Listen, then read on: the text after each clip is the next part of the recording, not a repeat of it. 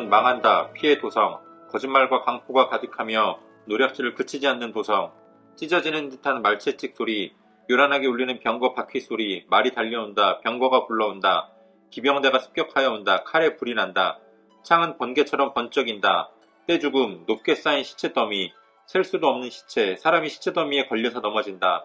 이것은 네가 창녀가 되어서 음행을 일삼고 마술을 써서 사람을 홀린 탓이다. 음행으로 문나라를 홀리고 마술로 뭇 민족을 꾀었기 때문이다.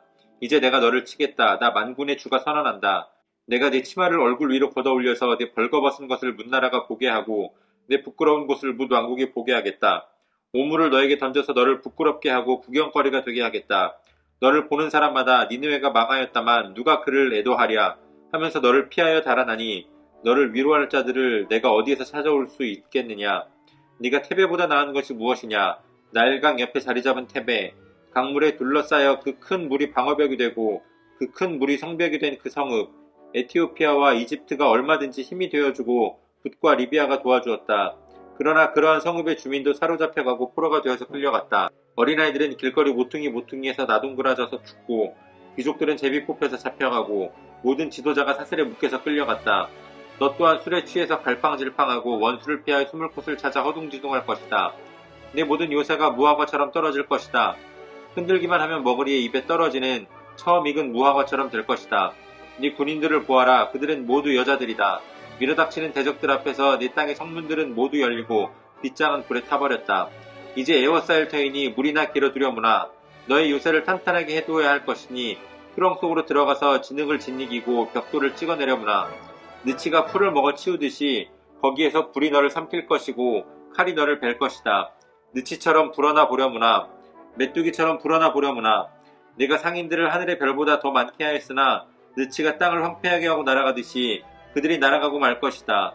너희 수비대가 메뚜기 떼처럼 많고 너의 관리들이 느치처럼 많아도 추울 때에는 울타리에 붙어있다가 해가 떠오르면 날아가고 마는 메뚜기 떼처럼 어디론가 멀리 날아가고 말 것이다. 아시리아의 왕아, 내 목자들이 다 죽고 내 귀족들이 영영 잠들었구나.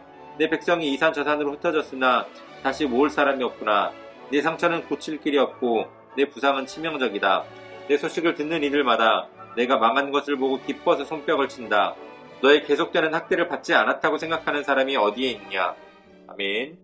2월 27일 수요일 오늘의 매일 성경 본문 말씀은 나훔 3장 1절로 19절까지의 말씀입니다. 어제는 저희 작은아이가 코로나에 걸려서 거의 24시간 넘게 아무것도 먹지 못하는 상황이라 병원을 좀 데리고 다니느라고 묵상 영상을 올리지 못했습니다. 조금 양해해 주시기 바라고요. 개역개정 성경은 화 있을진저 라고 시작하는 나훔 3장은 너는 망한다 라고 하는 아주 공격적인 말로 시작하고 있습니다. 하나님은 2장에서도 니느웨의 심판을 선포하셨는데 3장에서도 동일하게 니느웨의 심판을 선포하고 계십니다. 2장에서 니느웨가 침략을 당하고 심판을 당하는 그 모습이 구체적으로 설명되어 있다면 오늘 3장에서는 니느웨가 왜 심판을 당하는지 그 심판의 모습이 어떠할지가 기록되어 있습니다. 니느웨는 3장 1절에서부터 하나님께서 지적하고 계신 것처럼 피해 도성입니다. 거짓말과 강포가 가득하고 또 노략질을 그치지 않는 도성입니다. 그들은 마치 일본이 우리나라를 침략하고 식민 지배를 하는 과정에서 을사늑약과 같은 불평등한 조약을 맺어서 우리를 속이고 또 우리나라의 주권을 빼앗아간 것처럼 주변의 많은 나라들로부터 무리한 조공을 받거나 또 그들을 거짓으로 속여서 불이한 이득을 취하고는 했습니다. 그뿐만 아니라 강력한 군사력으로 약탈과 학살을 자행했습니다. 하나님은 심판을 통해서 그러한 그들의 부끄러운 모습들을 여러 나라들이 보게 하시겠다라고 말씀하십니다. 여러 나라의 구경거리가 되고 또 조롱거리가 되게 하겠다라는 말씀이십니다. 하나님은 때때로 이러한 큰 사건들을 통해서 세상이 하나님의 능력을 깨닫게 하시고 또 스스로 그 영광을 나타내십니다. 하나님께서 이스라엘 백성들을 출애굽시키시기 위하여 애굽에 10가지 재앙을 내린 일이 그러한 일이었습니다. 또한 이스라엘 백성들이 여리고성을 7바퀴 돌면서 아무런 전투도 행하지 않고 여리고성이 무너지는 것이 또한 그러한 예입니다. 이렇듯 하나님은 이제 아수르, 니느웨를 향하여 하나님의 정의와 공의를 행하심으로 하나님께서 자신의 권능을 나타내시고 또 하나님의 영광을 드러내십니다. 하나님은 니느웨보다 앞서서 멸망했던 테베, 개역개정 성경에는 노아몬이라고 기록된 성을 예로 드시면서 이러한 성도 멸망을 당했는데 과연 네가 심판의 날에 견딜 수 있겠느냐라고 말씀하십니다. 테베라고 하는 성은 아이러니하게도 아수르가 아주 강력한 군사력을 바탕으로 점령했던 난공불락의 요새였습니다. 오늘 말씀에 나온 것처럼 여러 강대국들과 동맹을 맺어서 그들의 보호를 받을 수 있었음에도 아수르가 그 성을 점령해냈습니다.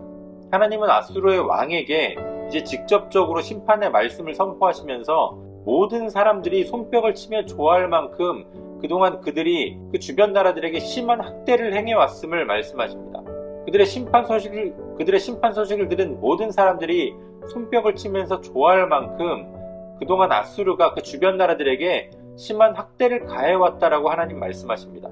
요나서에서 니느웨가 회개했던 그 회개의 가장 중요한 부분 가운데 하나가 바로 폭력에 대한 회개였습니다.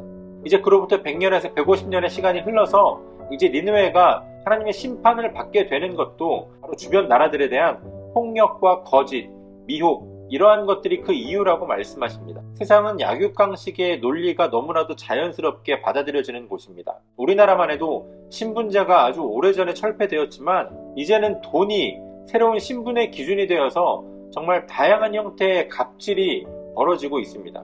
아수르는 군사적으로도 또 경제적으로도 굉장히 그 힘이 강력한 나라였습니다. 그 나라의 상인들을 하늘의 별보다도 많게 했다라고 말씀합니다.